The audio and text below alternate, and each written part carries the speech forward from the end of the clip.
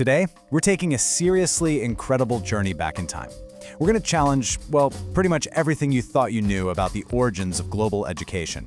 Because here's the thing, when we talk about human history and the advancement of knowledge, you simply cannot leave out Africa. For way too long, the popular narrative has painted this very specific, kind of narrow picture about where higher learning actually started. But today, we're going to showcase just how foundational Africa was, and still is, to human civilization.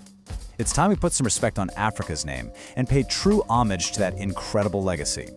So let me start by asking you a quick question. Where was the world's first university? Take a second, really picture it in your mind. If you're like most of us, your brain probably jumps straight to those prestigious European institutions, right? You're likely picturing the ivy-covered halls of Oxford, maybe the Graham grounds of Cambridge, or the ancient lecture rooms of Bologna in Italy. I mean, we've been taught for generations to associate those specific names with the absolute dawn of formal higher education. Okay, let's dive into this. Because that idea of a European monopoly on early learning, it's a major historical myth. The reality is, long before European colonial expansion across the continent, Africa was already home to the world's most influential centers of higher learning, scholarship, and innovation. Africans have contributed to the advancement of civilizations way more than the history books usually give credit for. Like I said, it is well past time to put some respect on Africa's name. All right, Section 1, the early Egyptian foundations. To really grasp the scale of this, we need to rewind the clock thousands of years to ancient Egypt, because long before we even had what we'd call a formal university, African societies had already developed these incredibly sophisticated, structured educational systems, and they really laid the groundwork for everything that followed. These ancient civilizations understood the deep, intrinsic value of knowledge. Their temple schools weren't just places of worship. They were rigorous academies training scribes, civil engineers, physicians, and architects. Egyptian scholars were literally making earth-shattering breakthroughs in geometry and medicine. They were charting the stars with advanced astronomy and engineering architectural wonders that we are still marveling at today. They laid down the STEM fundamentals millennia before the modern university was even a concept. And, you absolutely cannot talk about early Egyptian foundations without talking about this monumental achievement, the famous Library of Alexandria. Founded way back in the 3rd century BCE, it became one of humanity's greatest centers for global knowledge exchange. This wasn't some quiet, dusty room to store papyrus scrolls. No, it was a vibrant, buzzing intellectual hub. Scholars from entirely different civilizations gather there to conduct collaborative research, debate complex philosophies, and just exchange these groundbreaking ideas. Moving right along to Section 2, the world's first universities. Let's move to and see how this builds. Fast-forwarding from the ancient BCE era into the 8th century, we witnessed the rapid, frankly incredible rise of prestigious academic institutions across North and West Africa. These are the African institutions that actually pioneered and defined the formal degree-granting academic systems we recognize today. You've got the rich educational traditions of Ez-Zatouna, starting in Tunis. Then in 859 CE, the University of Al-Qarawiyyin is established in Fez. In 970 CE, Al-Azhar University lights up Cairo. And by the 12th century, Sankore University is absolutely thriving in Timbuktu. We're talking about highly structured centers of advanced learning popping up sequentially and just flourishing all across the African continent. But one institution really stands above the rest here, the University of Al-Qarawiyyin, founded in 859 CE in Fez, Morocco. And I need to emphasize this point as strongly as possible.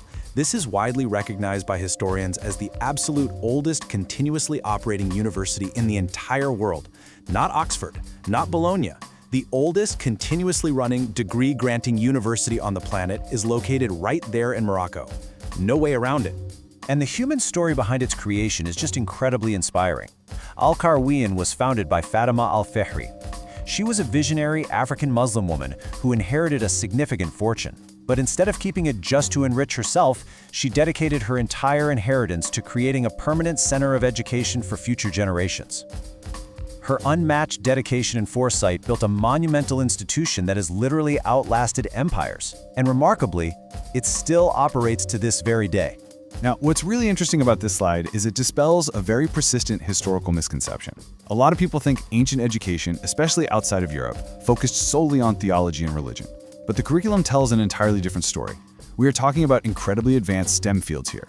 Mathematics featuring advanced quantitative analysis and geometry, astronomy focused on celestial mapping for real-world geographic navigation, medicine that included rigorous physician training and anatomical research, and of course, deep legal and philosophical frameworks.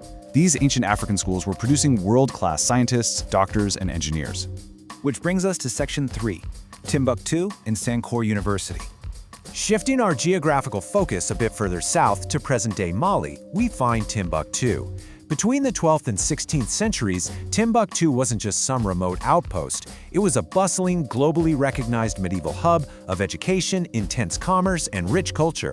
And at the very heart of this vast educational network stood Sankore University. It's honestly hard to overstate the sheer majesty of this place. Sankore transformed Mali into one of the greatest intellectual capitals of the entire medieval world. Thousands upon thousands of students flocked to this exact spot to pursue advanced academic studies. It was a glowing beacon of learning that rivaled and in many disciplines completely surpassed anything happening concurrently in Europe. Hundreds of thousands. Now that's not the population size of the city. That is the estimated number of scientific, mathematical, and historical manuscripts produced and carefully preserved by the scholars of Timbuktu. Just think about that for a second. Hundreds of thousands of manuscripts. These highly technical documents are among Africa's most valuable intellectual treasures, and they definitively prove the immense scale and sophistication of their academic achievements. Let's move into Section 4, Global Networks and Breakthroughs. Crucially, these weren't isolated pockets of genius hidden away from the rest of humanity. And this brilliantly illustrates how the world-shifting knowledge cultivated in African academic hubs like Fez, Cairo, and Timbuktu was actively exported. It was shared via the bustling trans-Saharan trade routes. Picture merchants actually trading books alongside gold. From there, it spread across the Middle East and finally integrated into European and Asian academic networks. These African educational centers were literally the engines powering global trade routes spanning multiple continents. Because of this, these universities became true magnets for global minds. Institutions like Al-Azhar in Egypt and Az-Zaytuna in Tunisia acted as vital global bridges. They attracted brilliant scholars from across the entire African continent, they drew ambitious students seeking the best possible education from the Middle East, and they brought in top intellectuals from Europe and Asia who specifically wanted to learn from the African masters. They were actively, permanently shaping intellectual life on a truly global scale.